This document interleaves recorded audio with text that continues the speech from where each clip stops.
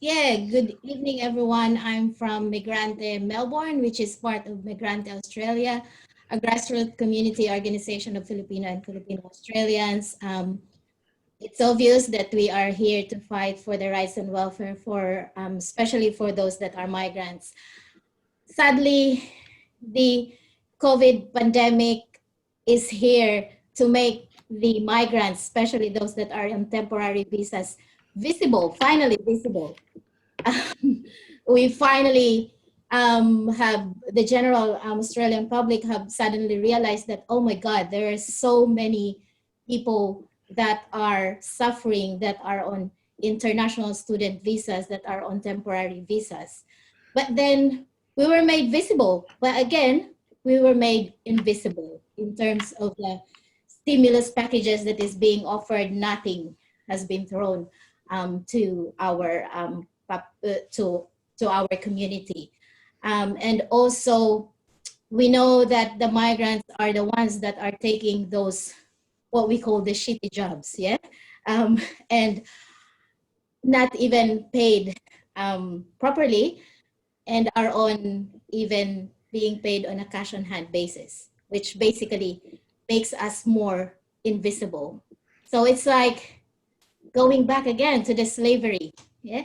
Um, and as much as I want to be positive, even women migrants are put in a darker position, because at the moment we have these so-called partner migrants, or those women who are on temporary visas but are experiencing domestic and family violence. The sad reality is these women are the ones who are not being accepted in women refuges. They are not even given the chance to being put in a safe accommodation. They're being told to just basically go home, which is, even pre-COVID, it is very inhuman. Now it's impossible. So these women have their children with them and are just there in our community. And we are forced to take them at our own risk because they have nowhere to go. So we are basically made invisible. And it's not only about economic, it's not about racism. The economic racism is very real in our community. We are treated as same as permanent residents and citizens in terms of tax exaction.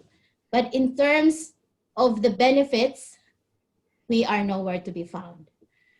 And because we always wanted to say that migrants, us, especially as Filipinos, are here because we were forced of the poverty that is happening back home, what is the Australian government doing is they are funneling a lot of funds, billions of dollars, through military aid to the Philippines. This military aid is being used to ravage our communities through mining companies.